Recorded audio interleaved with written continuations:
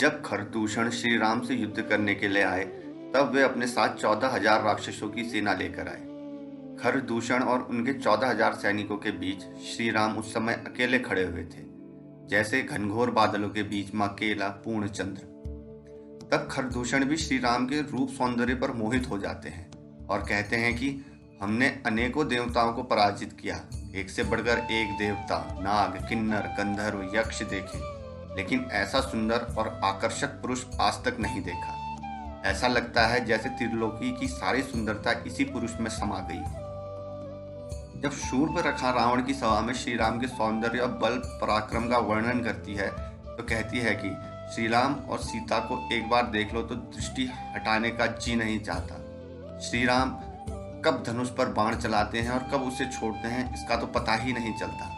उन्होंने खरदूषण सहित 14,000 राक्षसों को अकेले ही परास्त कर दिया। वहीं विभीषण कहते हैं कि जो इतने सुंदर और शक्तिशाली हैं, जैसा कि शूर्पणखा बता रही है, तो फिर निश्चय ही श्री राम कोई भी कार्य धर्म विरुद्ध नहीं हो सकता। ऐसी सुंदरता और ऐसा बल पराक्रम किसी साधारण मनुष्य में हो ही नहीं सकता। रावण का सेनापति कहता है, हमारे राक्षस जहां भी जाते हैं उन्हें हर जगह केवल राम ही राम दिखाई देते हैं। मारीच रावण से कहता है, मुझे यह सारा वन राममय सा प्रतीत होता है। मुझे स्वप्न में भी श्री राम ही दिखाई देते हैं, इसलिए मैं उनके प्रभाव को अच्छी तरह जान गया हूँ। श्री राम बड़े तेजस्वी, आत्मबल से संपन्न और महाबलशाली है। जब जनकपुरी वालों ने श्री राम को पहली बार देखा, जब श्री राम और लक्ष्मण जी पहली बार जनकपुरी आए, तो लोग अपना सब कामकाज छोड़कर उन्हें देखने के लिए ऐसे दौड़ पड़ते जैसे कोई गरीब खजाना लूटने के लिए दौड़ पड़ता है। सब अपने पुण्यों को मनाकर प्रार्थना करने लगे कि ये श्री राम ही अपनी राजकुमारी जानकी जी के योग्य हैं। काश इन्हीं से सीता जी का विवाह हो जाए, तब तो ये हमारे जमाई राजा बन जाएंगे और फिर हमें इनके बार बार दर्शन होते रहेंगे। जब सीता जी ने श्री राम को पहली बार देखा, श्री राम को देखकर सीता जी की सखियां अपने आप को भूल गईं। एक सखी धीरज धरकर हाथ पकड़कर सीता जी से बोली, अरे सीते, गिरिजा जी का ध्यान बाद में कर लेना, इस समय इस राजकुमार को क्यों नहीं देख लेती। ये सखी, बहुत सांवला कुंवर तो बहुत ही सलोना है, शोभा की सीमा है। उनके शरीर की आभा नीले कमल की सी है। अपने रूप से नगर के सब स्त्री पुरुषों को अपने वश में कर रखा है। उनके सौंदर्य को मैं कैसे बखान करूं।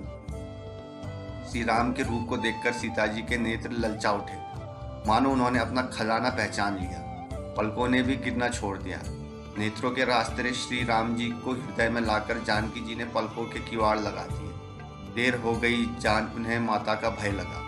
श्री राम का ध्यान करती हुई लौट चली, लेकिन मृग, पक्षी और वृक्षों को देखने के बहाने सीता जी बार बार घूम जाती हैं और श्री राम की छवि देख देख कर उनका प्रेम बढ़ता ही जाता है।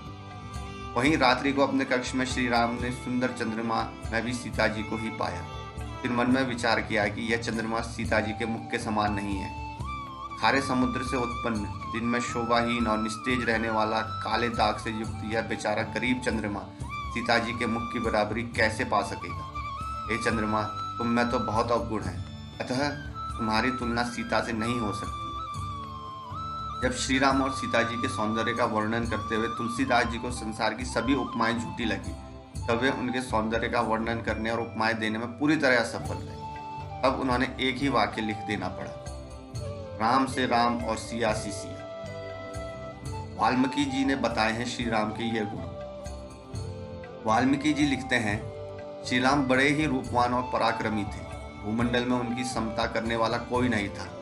बल और पराक्रम से संपन्न होने के बाद भी उन्हें अपने बल का अहंकार न था। वे सत्यवादी और बुद्धिमान थे, सदा शांतचित्त रहते और मीठे वचन बोलते थे। यदि कोई उन पर एक ही उपकार कर देता था, तो वे उसके एक ही उपकार से उससे सदा संतुष्ट रहते थे। वे वृद्धजनों का सम्मान करते थे। वे समय निकालकर बड़े बूढ़ों के साथ बातचीत करते और उनसे कुछ ना कुछ सीखते रहते थे। अपने पास आने वाले लोगों से सदैव प्रिय वचन बोलते थे, जिससे सबको अच्छा लगे। श्री राम के मन में दीन दुखियों के प्रति बड़ी दया थी। अपनी शरण में आए हुए की रक्षा करने में उनका बहुत मन लगता था। वे शास्त्र विरुद्ध बातों को सुनने में रुचि नहीं लेते थे। वे संपूर्ण वेदों के यथार्थ ज्ञाता थे, स्मरण शक्ति से संपन्न और प्रतिभाशाली थे। प्रजा राजा दशरथ को श्री राम के गुण बताते हुए कहती है कि श्री राम दिव्य गुणों से संपन्न हैं और इच्छावाकु कुल में श्रेष्ठ हैं। उनके सभी गुण सबको प्रिय लगने वाले और आनंददायक है। वे महान धनुर्धर, वृद्ध पुरुषों के सेवक और जितेंद्रिय हैं। वे इस लोक में सभी धनुर्धारियों में श्रेष्ठ हैं। श्री राम ने अर्थ के साथ धर्म को भी प्रतिष्ठित किया है। वे संपूर्ण विद्याओं में पूर्ण हैं। उन्हें अर्थों के विभाजन का, हाथियों घोड़ों पर चढ़कर सवारी करने और रथ चलाने का अच्छा ज्ञान है। वे संगीत, वाद्य, चित्रकारी, शिल्पकला आदि में भी कुशल हैं।